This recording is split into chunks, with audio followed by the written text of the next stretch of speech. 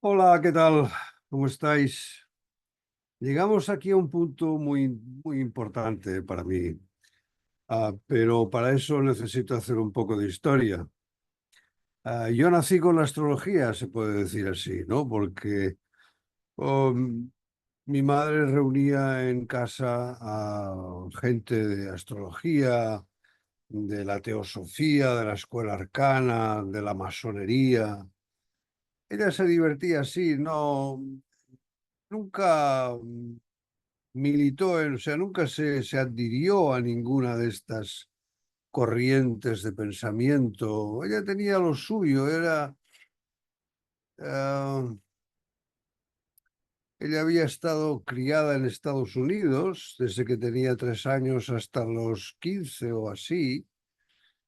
Y entonces en aquella época conoció una corriente de pensamiento cristiana, no católica, cristiana, o sea, en el sentido más ecuménico del cristianismo, en el cual rezaban en silencio por el bien de alguien o de nosotros. Se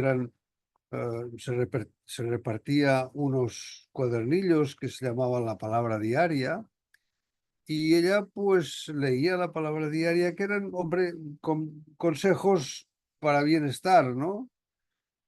Respeta a tu vecino como quieres que te respetes a sí mismo. Eso es lo típico, ¿no?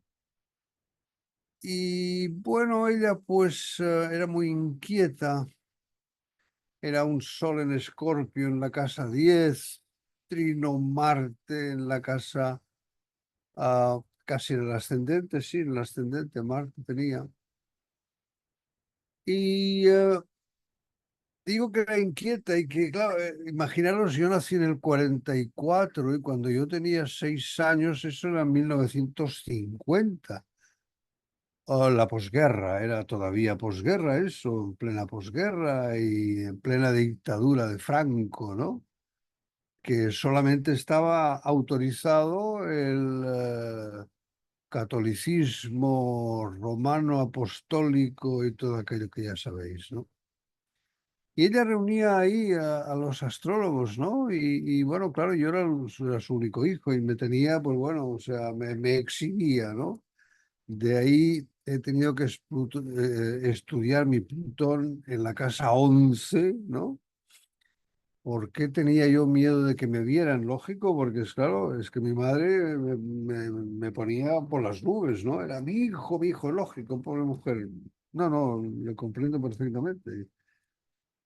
Y, y claro, pues toda aquella gente, clandestinos, obviamente, absolutamente clandestinos, pues claro, agradecían a mi madre poderse reunir, poderse, en fin, hablar de sus cosas y todo eso. Y claro, me tomaban a mí por, en fin, ejemplo y tal. Y bueno, ¿cuál es tu carta? Déjame hacer tu carta natal y tal. Y, hombre, pues aquí tienes Saturno y tal, no sé qué. Y con aquella... claro, yo no... o sea, sí, yo, pues claro, imaginaos un niño de 6 años, que hay toda una serie de señores importantes, ¿no? Porque claro, cada uno de ellos vendía muy bien su imagen. Bueno, vendía, no sé si bien, pero bueno, vendía su imagen, se hacían los gurús, los grandes maestros y tal, y claro, yo veía a tantos señores, uno que me decía derecha, el otro que me decía izquierda, que tienes que, no, no, Dios mío. Ah, digo esto porque cuando empecé yo ya pues a manifestar mi rebeldía, tengo Urano clavado en el medio cielo, en la cúspide del medio cielo, mi rebeldía y ir por mi cuenta, ¿no? Pues, ¿qué sería eso? ¿Qué tendría yo? Pues 16, 17, ¿no? Lógico, ¿no? En la adolescencia. No quise saber nada de la astrología. No quise saber nada en absoluto. O sea, digo, esto es, oiga, me está diciendo un señor que es muy importante, o por lo menos eso quiere hacer parecer, y que me está diciendo con el dedo que tengo que en cambio él.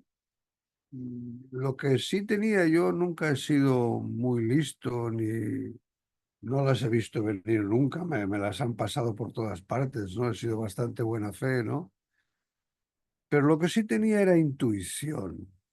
Urano en el medio cielo, trino Venus, regente de la 2, ¿eh? O sea, eso sí, y la sigo teniendo, y precisamente me gusta la astrología y doy clases y consultas para ejercitar la intuición, ¿no? Luego hablaré de esto también, ¿no? Digo esto porque hasta los 33 años en que conocí a mi maestro, Emilio Salas, que lo conocí porque él era redactor de una editorial de ciencia ficción.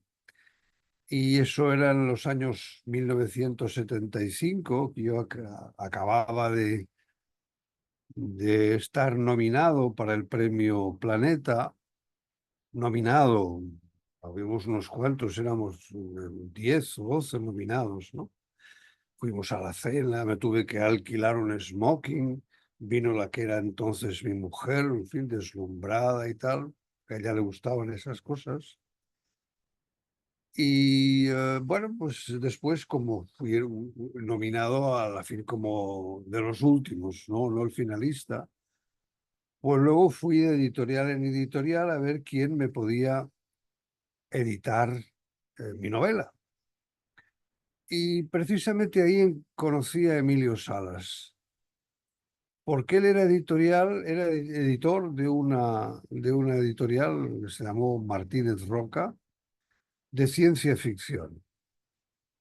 Y un amigo de mi madre, bueno, el hijo de una amiga de mi madre, Carmen de Villalobos, me aconsejó, oye, pues lo tuyo es de ciencia ficción. ¿Cómo que de ciencia ficción? Yo lo mío era una aventura de iniciática por después del cataclismo, ¿no? Era una especie así, ¿no?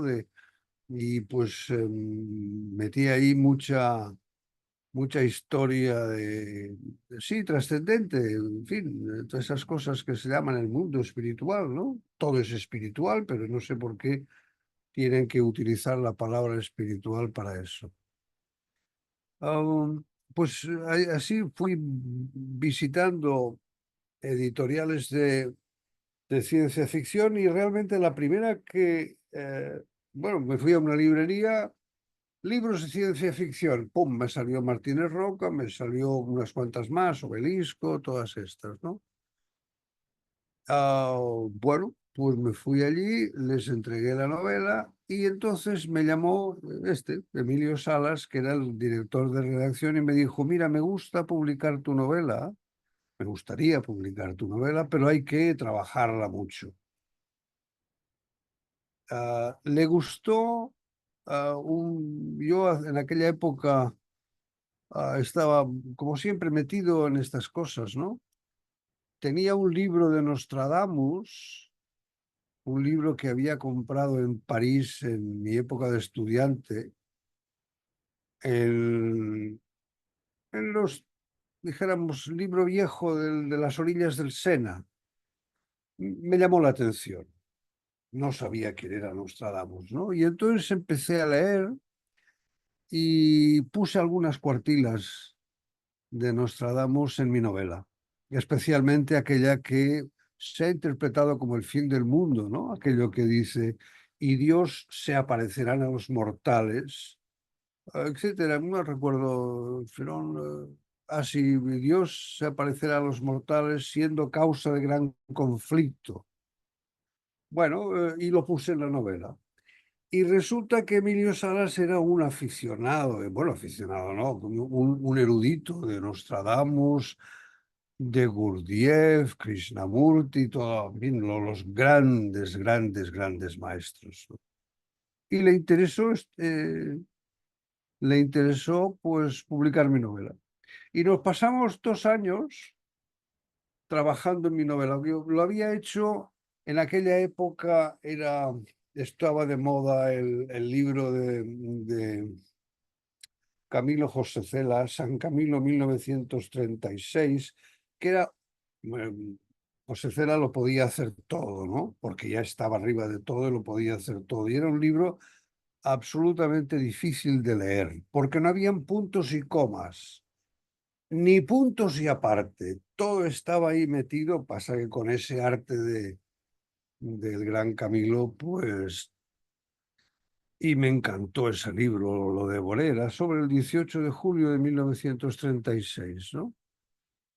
La fecha de la iniciación, del inicio de la Guerra Civil. Y entonces escribí mi novela de esta manera, conectándola con los descubrimientos de los papiros del Mar Muerto, de las cuevas de Nag Hammadi, y ahí hice mi historia, ¿no? De la revelación, en fin, todas estas.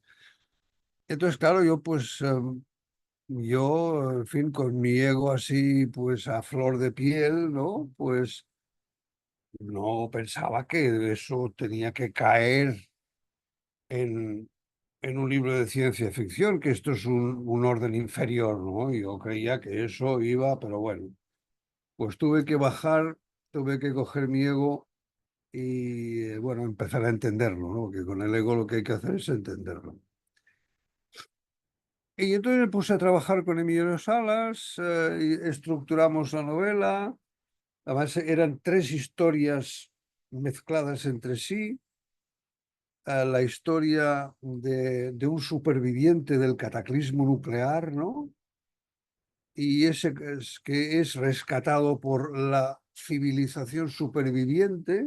Es decir, la historia típica de lo que hemos visto después en muchísimas películas eh, de los cataclismos, del fin del mundo y esas historias. Y nos pusimos a trabajar. Se publicó la novela y, bueno, pues al publicarse la novela, yo ya creí que ya está, porque todos, bueno, mis primos que eran eruditos y libreros, bueno, mis padrinos, ¿no? Eran además mis padrinos, que eran gente así muy de la gauche divine, ¿no? O sea, los divinos en aquella época, me dijeron, ya estás en el camino. Claro, yo ya estás en el camino.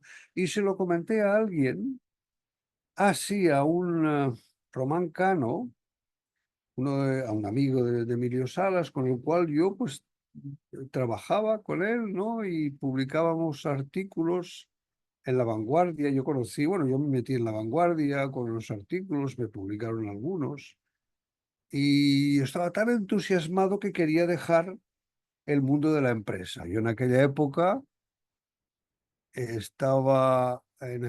bueno, todavía no sé si había dejado la planta del gas, que me había nombrado como jefe de operaciones de la refinería de gas. Pero luego aquello se vendió y los que, en fin, no quisimos quedarnos con la nueva dirección, pues nos fuimos, ¿no? Y entonces pues yo estaba un poco perdido, ¿no? En fin, al principio, pues... Y se lo comenté a este amigo mío y me dice, hombre, pregúntaselo a Emilio Salas. ¿Por qué? ¿Por qué Emilio Salas? Hombre, pero que no sabes que es el gran astrólogo. ¿Qué dices?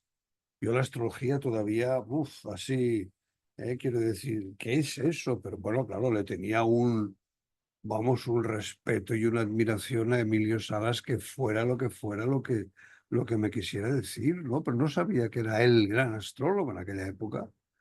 Yo es que nunca he estado en los medios y nunca me he dado cuenta de nada, ¿no? Yo siempre he estado en mi burbuja, en mi historia. Ya sabéis que tengo yo Neptuno en la casa 2, foco de la T cuadrada y también punto del gran trino, ¿no? Am, bueno, pues me fui a Emilio Salas, que en aquella época ya había dejado Barcelona, había cerrado pues la librería, todo se lo había pasado a su hija y se había retirado a la montaña, porque yo le veía en Barcelona, ¿no? O sea, trabajábamos con él en Barcelona. Pero fuera, se había en, enemistado con toda la gente, especialmente del mundo astrológico. Y entonces, pues yo le fui a ver, pero claro, le fui a ver en plan iniciático, como dicen los antiguos textos, ¿no? Pues tú coges el atillo, carretera y adelante y vas a ver al maestro, ¿no? En lugar de llamarle, porque tenía su teléfono, en lugar de llamarle, yo ya me había montado mi experiencia iniciática, ¿no? O sea, mi historia ahí. ah, y pues me había dado su dirección de su casa en un pueblo de la montaña, ¿no? Y fui a verle y no estaba. No estaba y le dejé una nota. Hola Emilio, soy Juan, estoy aquí, bueno, pero ya te llamaré. Claro, se había salido con su mujer, vivía, o hacía sus compras, o paseo, lo que fuera. Y entonces le llamé y me dijo, "Hombre, pero ¿por qué no habías llamado?". Claro, yo no me atreví a decirle que quise intentar esa experiencia, ¿no? Que hablan los textos antiguos, ¿no? Todo lo que es lo que después conocí yo directamente, que fue el sufismo medieval, ¿no? En el cual, pues, el alumno atraviesa el desierto para ir a buscar a su maestro que está en la cima de una montaña, ¿no? Imagina. Y bueno, así empezó nuestra segunda relación, o la relación, porque claro, le llamé, le expliqué para qué que quería verle, y me dice, vale, dame tus datos natales y me llamas dentro de 15 días. Me lo estudio, porque la astrología hay que estudiarla con calma. Le llamé, fui a verle y me hizo un análisis de la carta. O sea, quiero decir, me quedé y me dijo, bueno, yo tenía en ese momento, estaba a punto de hacer el Sol progresado trino medio cielo, trino Urano medio cielo, y me dijo, tú tranquilo porque ahora te viene una onda espectacular. Yo no quise hacerle caso, pero bueno, pero lo que sí que me enganchó fue el análisis que hizo de mi carta. Tremendo, tremendo. O sea, ¡buf! Nada que ver con lo que la cantidad de gurús que me habían de pequeño y tal, y no tan pequeño, y lo que había visto por ahí, gente, o yo estaba relacionado con gente aficionada a la astrología, y buf, buf, o sea, aquello de es que mi Saturno es que hace aspecto al Sol, ¿sabes? Lo de siempre, ¿no? Y bueno, pues entonces yo le pedí, siguiendo un poco el ritual de la Edad Media, le, pe- le supliqué, bueno, no así porque se hubiera asustado, pero le pedí que fuera mi maestro de astrología. Y así fue como empecé yo, pues con astrología en el año 78 por ahí, ¿no? 77, 78. Y ahí ya empecé con él, ¿no? Y lo digo porque, por esto que he escrito aquí, interpretar o recetar. Y me dijo, vale, muy bien, te enseñaré a hacer te enseñaré astrología. Dos condiciones. Una, vamos a prohibir completamente las recetas. Y dos, vas a utilizar lo que yo te enseñe para los demás, para divulgar otra astrología que la que se hace por aquí, con la cual él estaba enemistado con todo el mundo. Había un astrólogo que salía por televisión y montaba bueno, un juego de cartas ahí con bueno, en fin, una parafernalia, y él no quería en absoluto. Yo le dije, lo que tú digas, estas dos condiciones, obviamente, y nada, o sea, lo que tú digas, pues para mí va a estar muy bien. Y así empezamos, interpretar o recetar. Entonces vamos a ver qué son las recetas, porque hablo mucho de las recetas, esto. ¿Lo veis aquí? Neptuno en Leo. Neptuno en Leo indica una generación de personas con talentos artísticos, ¿no? Ah, ¿qué más? Esto no se ve muy bien. Esto es un libro de recetas, no diré el nombre. Si lo queréis, me escribís y os lo digo. Marte sextil Neptuno da una superficie, una energía superfísica tal que puede ser utilizada para la curación o por el trabajo oculto. Algunas veces las facultades de clarividencia o un magnetismo personal muy fuerte, ¿no? Todas estas recetas, o sea, obviamente no tienen ningún sentido y van muy mal aplicarlas así, porque claro, hay que ver Marte en qué casa está, qué signo, de qué casa es regente, su regente en el caso de que no esté domiciliado, qué aspectos hace, en fin, lo que llamamos el estado cósmico de los planetas. Vamos a ver cuando interpretamos qué queremos hacer. Esto, un collage de recetas muy bien dichas y con énfasis y como yo soy el gran maestro, lo que te diga, me tienes que creer, o sea, autosugestión, la persona se autosugestiona, pero el profesional sugestiona directamente, está sugestionando a esa persona, no la está ayudando. No la está ayudando, la está sugestionando.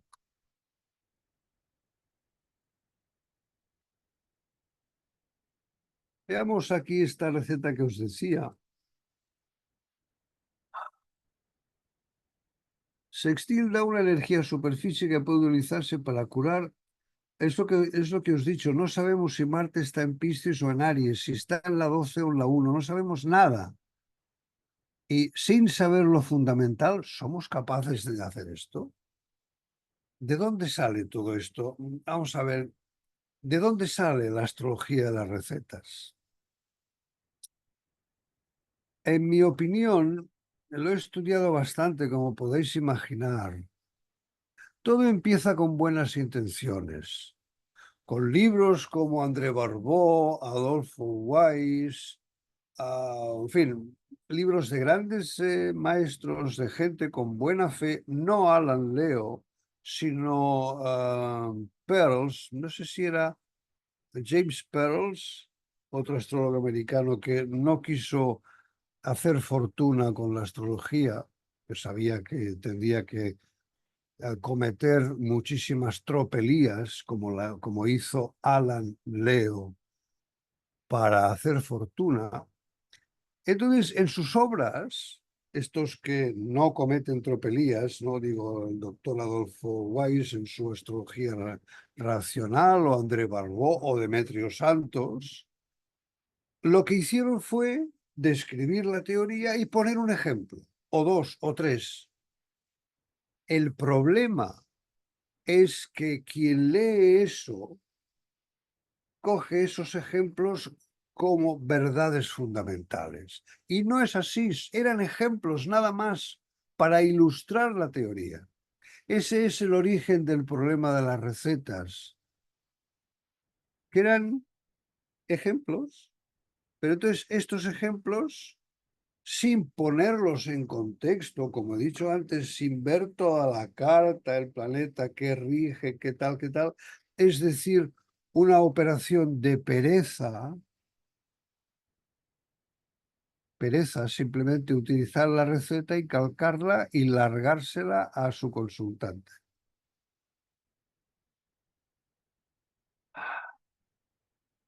El otro día oí decir que la astrología es muy fácil y que no hay por qué complicarla.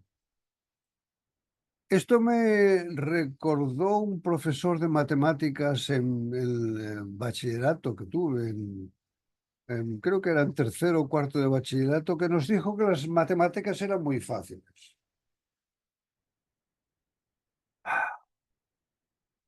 Me recuerda también a aquellos vendedores de humo que quieren vender un producto defectuoso y se utilizan cualquier mentira para eso.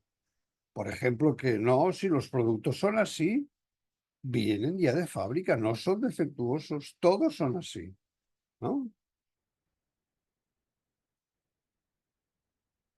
¿A quién beneficia que optemos por seguir la corriente, lo fácil, ah, que lo que nos digan lo tragamos como ovejitas sin pensar, sin utilizar el espíritu crítico? ¿A quién beneficia eso? Ya lo sabéis, ¿no? A los que quieren dominar a esta masa, las cuales yo muchas veces he estado, me paseo por la calle y soy uno de ellos, lógicamente. Pues beneficia a estos. ¿Y por qué quieren dominar a las masas? Para sacar provecho de ellas. Es lo mismo el espectáculo, es el espectáculo del fútbol, ¿verdad? Toda esta historia que se monta, Dios mío. Y el espectáculo de la política. ¡Wow! Vendedores de humo. Bueno, esa es una manera de enfocarlo. La otra es utilizar la astrología como ese mandala, ese vórtice en el espacio que nos hace conectar con el universo. Esta diapositiva la hice, la presenté el otro día. Esto es la realidad, bueno, es una imagen de la realidad. No sé si puede ser una buena fotografía, probablemente, no lo sé. Esto es lo mismo, esto es lo mismo que esto, ¿no? Ah, meternos en la carta profundamente, visceralmente, eso es lo que me dijo Emilio Salas, con todos los sentidos, no solamente con el intelecto, con el ordenador de aquí arriba, sino con el corazón, con el estómago, todos los sentidos, meternos dentro de la carta. En algunos momentos, prácticamente en casi todas mis consultas, casi todas, porque en algunas consultas pues no se da el caso, escucho el clic, el paf, porque me meto en la carta, interacciono con mi consultante. Luego, al final, luego después de la consulta, hace tiempo hice un ritual del olvido. Me olvido de la carta, precisamente para preservar su intimidad. Me olvido. Pero mientras estoy en la carta, estoy ahí con él, dentro de él, o sea, en comunicación con él y con el universo. Gracias al universo en constante, ¿no? Pero para ello hay que entrar con todos nuestros sentidos y saber que la mente solo es un instrumento. Nada más hay que utilizar la chispa, la intuición, el instinto. Y sobre todo, si algo no ves claro, no recurras a recetas, porque entonces ya, plaf, lo cortas. Nunca tendrás esa chispa, ese clic, si uh, en lugar de tratar de entender lo que ves, recurres a una receta. Este es el truco, este es el truco. En lugar de entender lo que ves, este es el truco. ¿Cómo vamos a entenderlo? Pues siguiendo. Si no entendemos algo, no recurramos a recetas, sigamos pensando, relacionando, atando cabos, preguntando a nuestro cliente, proponerle comprobaciones prácticas, tránsitos, a ver qué ocurrió con esto, no lo veo claro, a ver, déjame ver los tránsitos. Tal día hay un tránsito de Marte aquí a esto que yo no entiendo. ¿Qué ocurrió ese día? Hombre, tu cliente lo que va a darte respuestas porque le interesa. le interesa lo que estás haciendo realmente de comprobar la carta natal, comprobarla, no leerla. Que una lectura de la carta natal no es una lectura. Lo que yo estoy proponiendo no es leer la carta, es entrar en la carta, entrar. Porque entonces la grandeza, el beneficio de esa comunicación es inmenso. Y entonces es un poco creer en el universo. Yo he estado metido muy a fondo en algunas creencias religiosas, muy a fondo. Pero ahora la creencia es en eso que hay, que como decía Lao Tse, el fundador en fin, el confucianismo, en fin, el Tao, ¿no? El camino del Tao, que decía que si lo nombras, si quieres nombrarlo, lo pierdes. Estoy ahí, o sea, sin nombrar, sin rituales, atentos a esas voces o esa vibración, eso que se despiertan en nosotros, ¿no? ¿Por qué no somos adivinos? Somos científicos, como lo eran Kepler, Copérnico, Ptolomeo, Pitágoras. Todos estos eran científicos, o es que alguien duda que Copérnico, Kepler, Ptolomeo, Sócrates eran científicos. Bueno, dudan de que la Tierra no sea plana. Allá ellos, ¿no? Muchas gracias por vuestra atención. Usar el espíritu crítico puede convertirse en un juego muy divertido, ¿verdad? Nos vemos en la próxima. Muchas gracias por estar ahí.